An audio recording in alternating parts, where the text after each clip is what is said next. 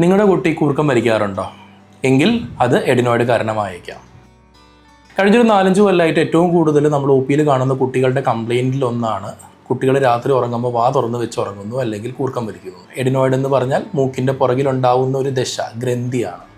എല്ലാ കുട്ടികളിലും ഇത് ഉണ്ടാവുന്നതാണ്. ഇതിന് യൂഷ്വലി ഒരു ഗ്രോത്ത് പാറ്റേൺ ഉണ്ട്. അതായത് ഒരു 2 വയസ്സിനപ്പുറം ഒരു 6 വയസ്സ് വരെ വലുതായി അതിനുശേഷം ചുരുങ്ങിപ്പോണ്ടതാണ്. പക്ഷേ വീണ്ടും ഉണ്ടാവുന്ന ഇൻഫെക്ഷനുകൾ കാരണവും അലർജി കാരണവും ഇതിൻ്റെ സൈസ് വലുപ്പം വെക്കാം. നമുക്കിത് മൂക്കിൻ്റെ പുറകിലൊരു തടസ്സമുണ്ടാക്കും. ആ കുട്ടികൾ രാത്രി ഉറങ്ങുമ്പം വാ തുറന്ന് വെച്ച് ഉറങ്ങും.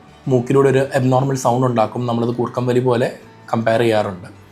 അതുപോലെ തന്നെ അതിൻ്റെ കോംപ്ലിക്കേഷൻസ് ആയിട്ട് കുട്ടികൾ മോണ പൊന്തി വരാം, മുഖത്തിൻ്റെ ഷേപ്പ് മാറാം, ചെവിയിൽ വീണ്ടും ഇൻഫെക്ഷനും കാര്യങ്ങളൊക്കെ വരാറുണ്ട്. നമ്മളത് കണ്ടുപിടിക്കുന്നത് മൂക്കിൽ ഒരു ക്യാമറ ഇട്ട് എൻഡോസ്കോപ്പി വഴി അല്ലെങ്കിൽ നമ്മളൊരു എക്സ്റേ എടുത്തിട്ടാണെങ്കിലും ഇത് കണ്ടുപിടിക്കാറുണ്ട്. ഇങ്ങനെയുള്ള കുട്ടികളിൽ നമുക്ക് മെഡിക്കലിയും സർജിക്കലിയും മാനേജ് ചെയ്യാൻ പറ്റാറുണ്ട്. മെഡിക്കൽ മാനേജ്മെൻറ്റ് എന്ന് പറഞ്ഞാൽ മൂക്കിലടിക്കുന്ന സ്പ്രേകളാണ്. അത് നമ്മൾ കൃത്യമായ ഇടവേളകളിൽ റീഅസസ് ചെയ്ത് അത് വലിക്കുന്നുണ്ടോ ഇല്ലയോ എന്ന് നോക്കിയിട്ട് വേണം അതെങ്ങനെ മുമ്പോട്ട് പോകണമെന്ന് തീരുമാനിക്കാറുള്ളത്. സ്പ്രേ സക്സസ് ആവാത്ത കേസുകളിൽ അല്ലെങ്കിൽ വളരെയധികം കോംപ്ലിക്കേഷൻസ് ഉണ്ടാവുന്ന കേസുകളിൽ നമ്മൾ എഡിനോയിഡക്ടമി സർജറിയാണ് അഡ്വൈസ് ചെയ്യാറുള്ളത്.